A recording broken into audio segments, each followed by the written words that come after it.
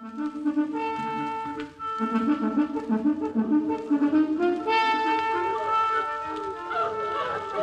National Broadcasting Company invites you by transcription to join The Chase.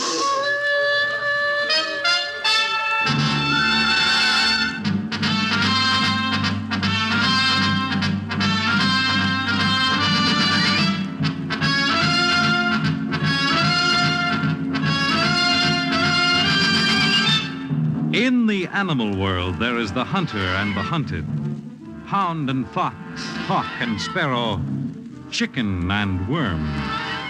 We in the topmost species have also joined the hunt. But who is to judge precisely which of us are hounds or foxes as we enter the chase?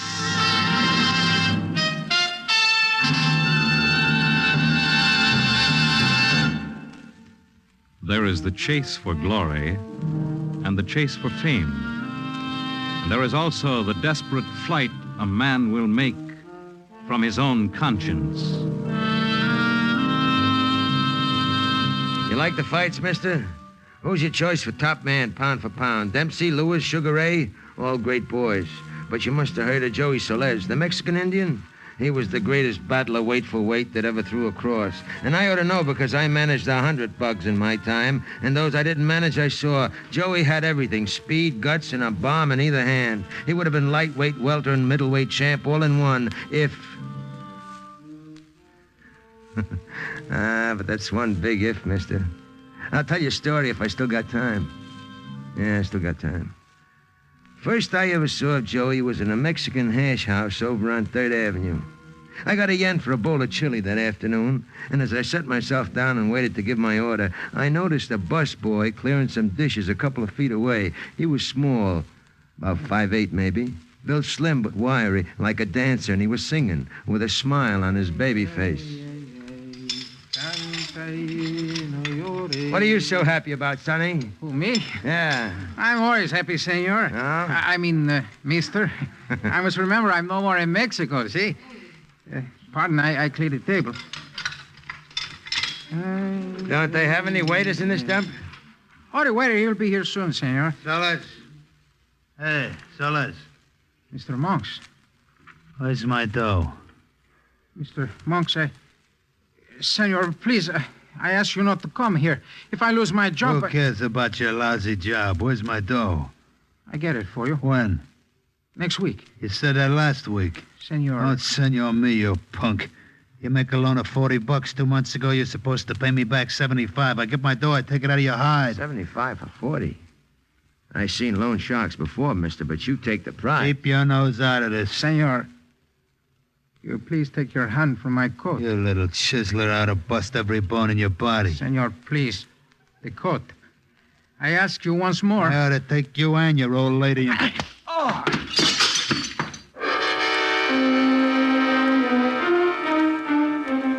I wouldn't have believed it if I didn't see it. It happened just after the big guy said something about the kid's mother. The kid was still holding a tray full of dishes in his right hand, and he didn't bother to put it down. He just crossed with his left from the waist and caught the big loan shark on the kisser. And so help me, the punch lifted him at least 2 inches from the floor. And when he hit like a stiff. Out cold. Madre mia. Now I lose my job. Never mind your job. Come outside with me, kid. Well, Senor Monks, he's on the floor. Stop arguing and come out. I want to talk to you. What's your name? Juan Soles. In the States, they call me Joey. Ever fight professionally? Senor? Fight, box, in the ring. I'm not boxer, senor. How would you like to be? Me? Listen, I'm a fight manager. Mike Gaffer's my name. I ain't making any promises. But there's a chance you could learn the racket and make out fine. The left I just saw was dynamite. If you got a right just like it, we'll make some money. Money? I make some money, Mr. Gaffer? Oh, this I need very much. What are you getting now? As busboy, senor? Yeah.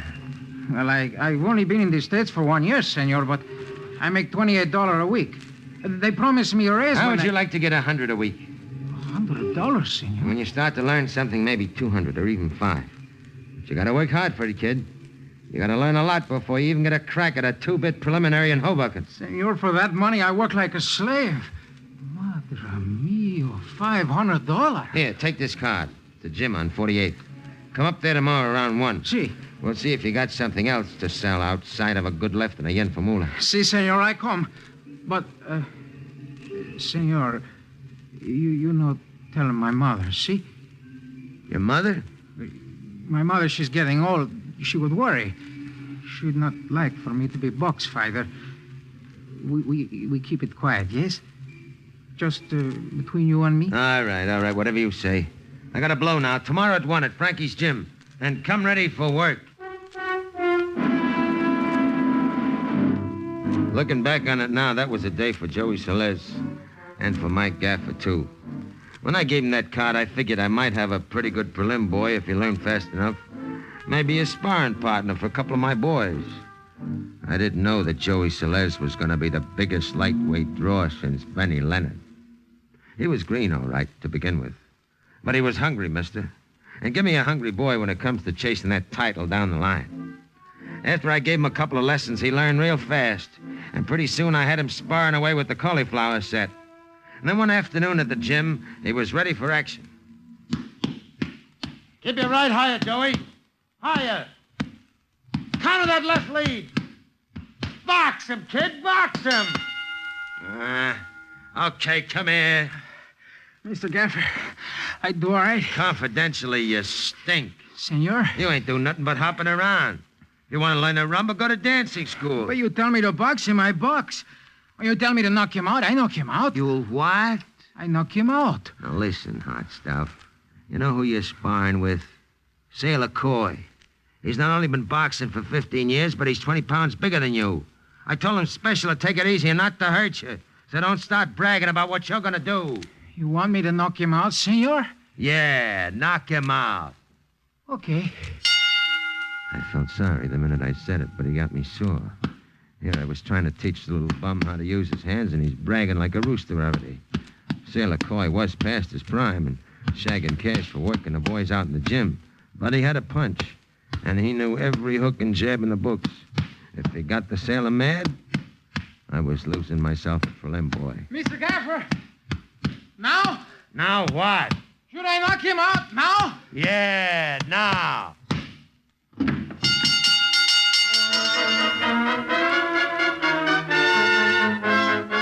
And he did, too.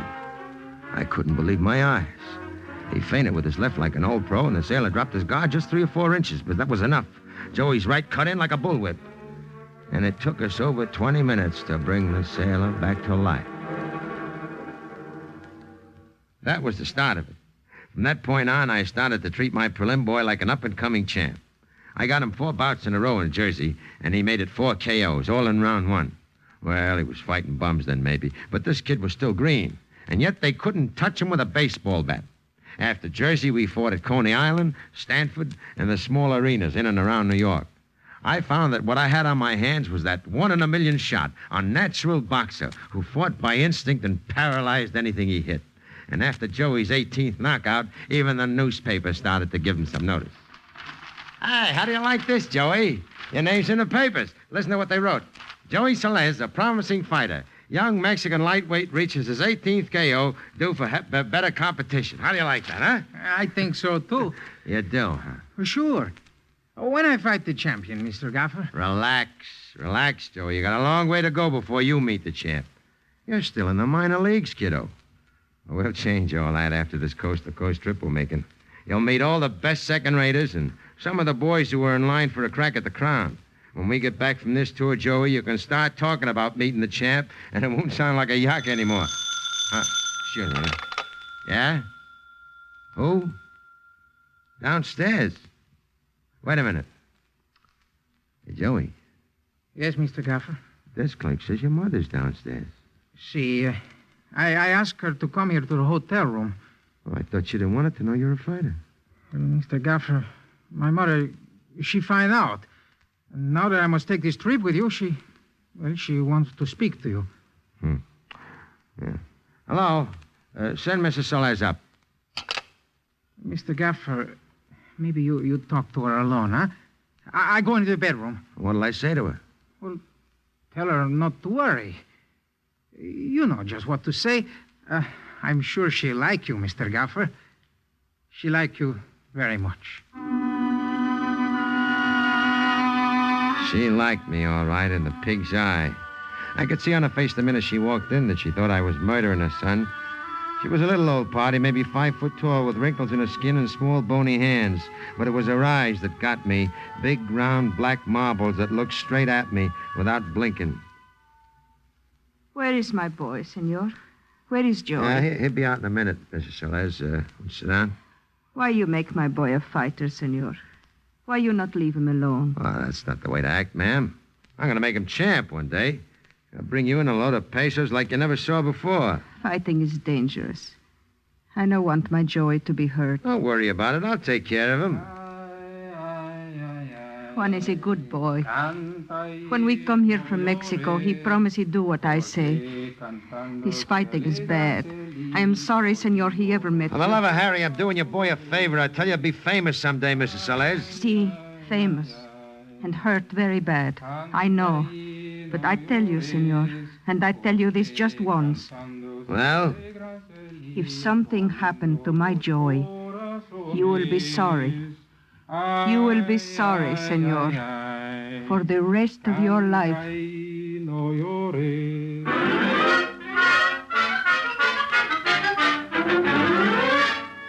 I should have known then, but I didn't listen. I passed her up as an old dame with a screw loose. But I found out later how a rat must feel when he's hounded and chased by a bulldog. We started our tour in Chicago with Mickey himself, McGuire. He lasted 2 rounds. Next came Kid Levine in Milwaukee, 1 round. Jimmy Petrel in Minneapolis, 3 rounds. Lefty Gaynor in Omaha, 2 rounds. Charlie Preston in Los Angeles, 1 round. Harry Sapolio in Dallas, 2 rounds. And Denver Danny Dalton, 20 seconds flat. It was sensational. Nobody could last with my boy for over 9 minutes. And he got faster and stronger as he went along. By the time we hit New York, the press boys were yelling for a title match, and Joey was ready to take the crown. Hey, Joey! See, Mike? Guess what, kid? You match me for the title, Mike? No, but it's almost as good. I've signed you for a fight with Jerry McCartan, the winner to meet the champ. And when is the fight? 8 weeks from today. You're signing the final contracts tomorrow, but you've already been committed. We'll leave the hotel on Friday, kid, and hop up to the training camp. This one is going to be for keeps. Excuse me a minute. Hello? Yeah? Speaking. Who? Oh, what's he want me for? No, I ain't asking any questions, fella. Just... Sure. I'll be right over. Half an hour. Who is that, Mike? Well, just a friend of mine. I got to see him about something, Joey. I'll tell you what. You start packing, and I'll be back inside of an hour, okay? Hey, Mike. What's the trouble? Mike, you look worried. Worry? Me? What have I got to be worried about? Just do as I tell you, Joey. And, wait here till I show. The call was a message from Eddie Rock, one of the toughest dudes in town. He wanted to see me, and he wanted to see me fast. And even before I got to his pool room hangout, I had a feeling I knew what was on his mind. What can I do for you, Eddie? I hear you got yourself a fighter, Mike. Joey Soles, he'll be the next champ. 10 ball in the corner pocket, Harry. Fights Jerry McCartan next, don't he? In 8 weeks. Okay, so he loses. McCartan? Soles. 8 ball in his side. Now, wait a minute, Eddie. This kid is the best leather pusher the ring has ever seen. Sure he is. I saw him fight. He can't miss in this fight or in the title fight. But he's going to miss, Mike. Yeah? Yeah. The odds will be long. Maybe 15-1 on your boy. So I put down 100 G's on McCartan, and I get back $1.5 million. And, what do I get, Eddie? 10%. That's 150,000. Maybe I make a little more if my boy's champ. I ain't asking you, Mike. I'm telling you. But just to be nice about it, you split us 250 G's as of now. K.O.? K.O. That's all I got to tell you. Just make sure your boy lays down before the 5th. It's a deal, Eddie. Wait a minute. How much you got in the bank now, Mike? Maybe 20 G's. Why? You're bringing it over to me tomorrow. To you? I'm betting your ward with mine. At 15-1, you collect yourself another 300,000. And, Mike, Yeah, Eddie? make sure you don't also collect yourself a wooden kimono. I had to say yes, didn't I? The rock would have killed me if I didn't. Besides, look at the dough involved. I figured I'd make it up to the kid by letting him bet our way and everything would be hunky-dory.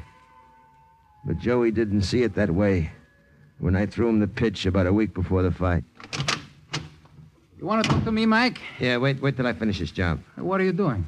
Putting rat poison in these floor holes. Next time we hire ourselves a training camp, we'll get bungalows without extra guests. Yeah. Sit down, Joey. I got something to tell you. Sure. What, Mike? Next week when you fight McCartan, you're going to lose. Lose? Why knock him out, Mike? I do it in the second round. Maybe sooner. I said you're going to lose. I don't understand. And lots of things you don't understand about this racket, Joey, but you'll learn. The guy named Eddie Rock, a killer, he's betting on McCartan, and he wants to win. I bet on McCartan, too, Joey, and so will you. We'll get ourselves a bankroll and... You bet on McCartan? Every nickel I ever saved, Joey. Now, look, the fight racket's tough, and you got to be smart. You won't last forever, but we can make a killing now and get out before you're punch drunk. Well, what are you thinking of? I don't understand. I don't understand about this losing business. You lay down on the fourth. Them are orders, savvy. Hey, wait. Where you going, kid?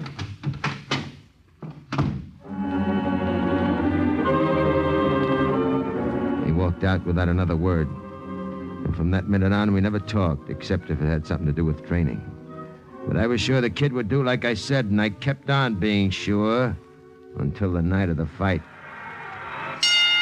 He went into the first round like nothing was wrong and started to box the ears off Jerry McCartan.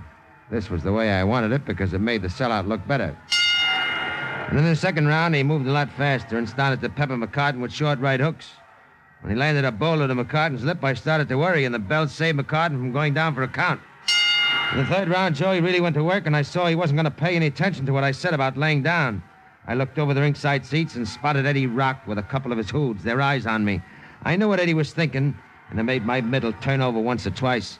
On top of that, I had all my dough on McCartan. I was getting panicky. About half a minute before the end of the third, I stuck my hand in my pocket for a cigarette and found I was still carrying that tube of rat poison I used in the training camp.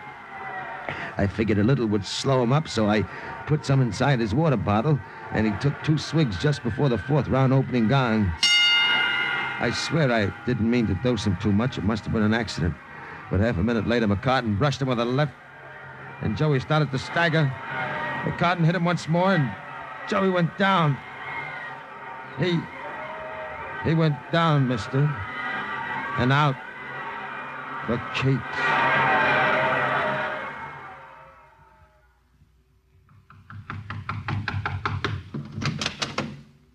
Hiya, Mike. Hello, Eddie.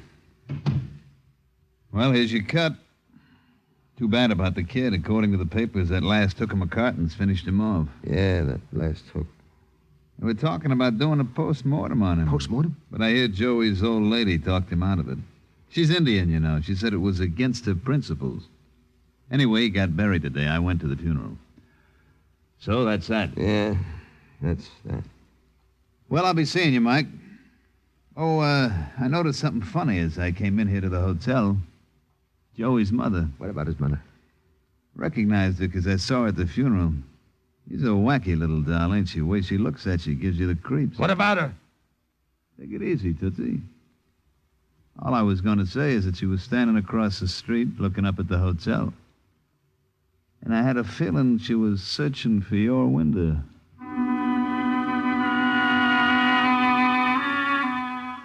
As he walked out the room, I ran to the window and looked down. First, I didn't notice anything. And then I saw her. She was standing across the street looking up at my hotel window like a zombie on the loose. 20 minutes later, I was packed and I caught the next train out of town to Chicago. I didn't leave my compartment until we passed Buffalo. Then I started getting hungry. As I opened the door to go into the diner, I saw her. My boy is dead. I'm sorry I didn't show up at the funeral, Mrs. Soles, My but Joey is dead. it was an accident, lady. It happens all the time in a racket like ours. It couldn't be helped. You will be sorry, senor. because you will never sleep again. Joy will be with you always. Always he will be here, and you will never be able to run away from him. Get out of my way, you skinny old crone! Always. He will follow you. Get out of my way!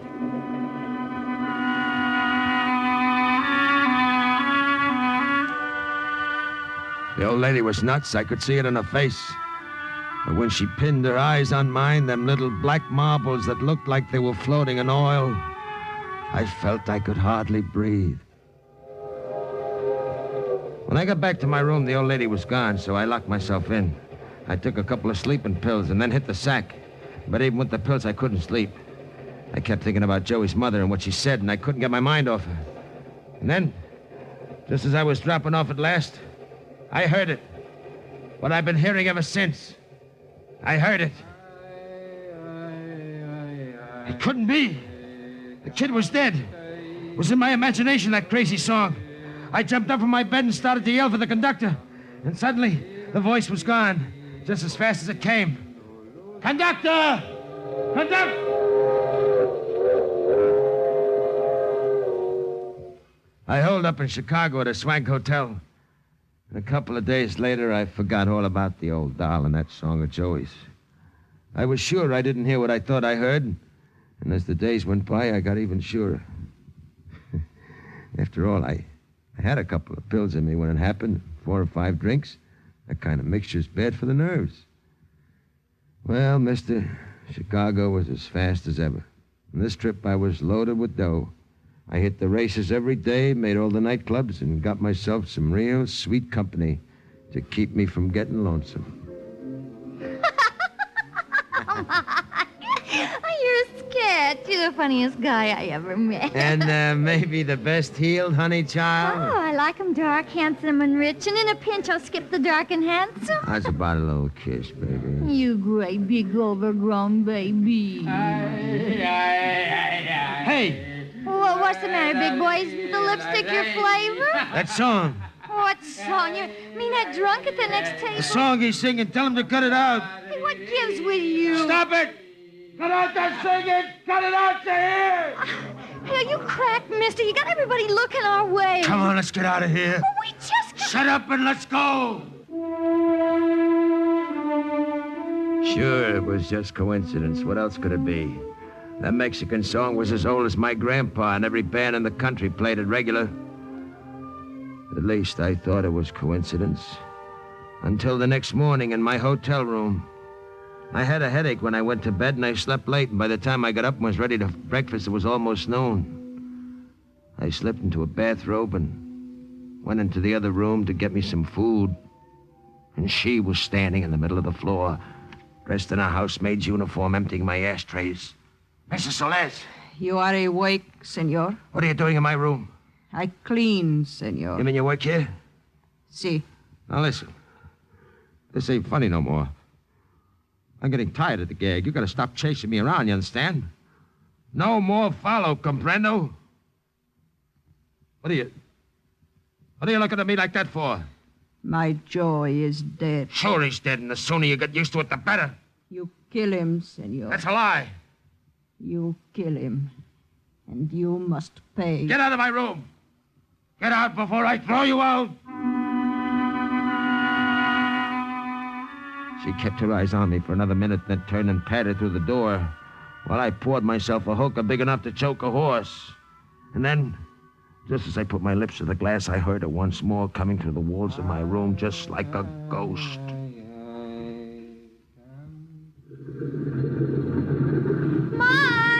Sweetie pie! Oh, sugar. I thought I'd miss you. You got my message? Yeah, to meet you here at the airport. I wanted to say goodbye. Well, where are you going, honey? Anywhere. Texas first, then California. Oh. Maybe I'll end up in Europe or Siam. It don't make any difference. As long as I get away from her. Who's her, baby? Never mind. Kiss me goodbye, honey child. It's going to be a long time no see. When you get back to Chi, don't forget to look me up, especially if your bankroll's still padded. Bye, Toots. So long. Excuse me, senorita. What? I wish to get by, please. I am taking that plane to Texas. Excuse me, please.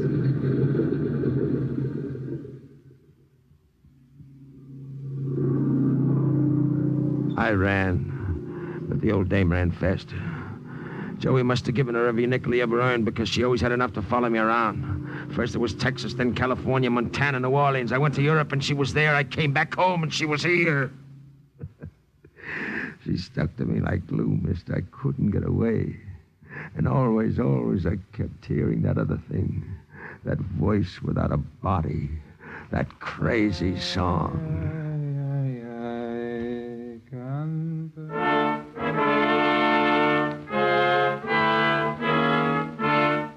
Then one night, in a little hot box of a hotel room in Jersey, it happened. It happened like I knew it would happen all along. My hair was getting gray by this time, and my hands were beginning to shake, and I was drinking too much and sleeping too little. And on this one night, I couldn't sleep at all. It was the song again, and this time I knew something inside of me would snap. I jumped out of bed and put on a small table light near the mirror, thinking I'd start to pop. But in the mirror, staring me in the eye, was Joey's face. Keep away! Keep away from me! I killed you!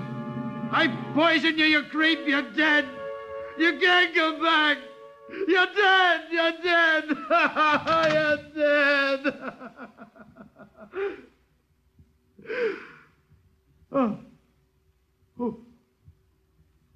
Who are you? Delaney, plainclothes squad. Huh? This is the guy, Mrs. Soles. You hear what he says, Senor Policia. You can't prove it. You can't! Save your energy, Gaffer. There's a wire recorder under your bed. A recorder? The old lady put it there. She works here as a washwoman. She also put that picture of a boy on the wall over there, opposite the mirror. But the voice, the singing. She's got a record. Her son made it. She outsmarted you, Gaffer. And I've got a feeling she'll follow you right to the chair. The cop was right, too. I admitted everything, all about the rock and everything else. The trial was short, and they set my execution date for now. They'll be coming for me any minute. But you know, I actually don't care. There's a bench in my death cell here. If I get up on it, I can look through the small barred window. But I don't want to look no more, mister, because she's standing there outside the prison walls waiting. Yeah, she's waiting, and she's looking right up here. So I won't care when they pull that switch, savvy? Because at least, she won't be able to follow me no more.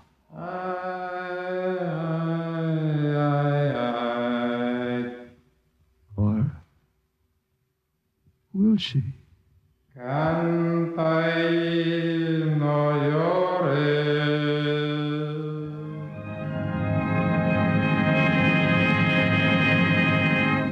In the animal world, there is the hunter and the hunted, hound and fox, hawk and sparrow, chicken and worm. We in the topmost species have also joined the hunt. But who is to judge precisely which of us are hounds or foxes as we enter the chase?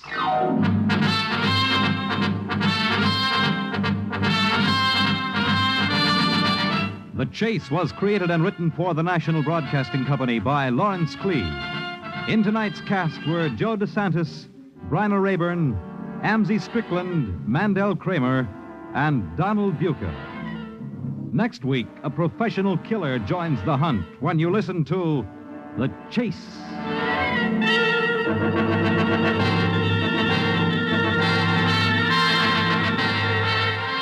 The Chase was directed and transcribed by Dan Sutter. Fred Collins speaking.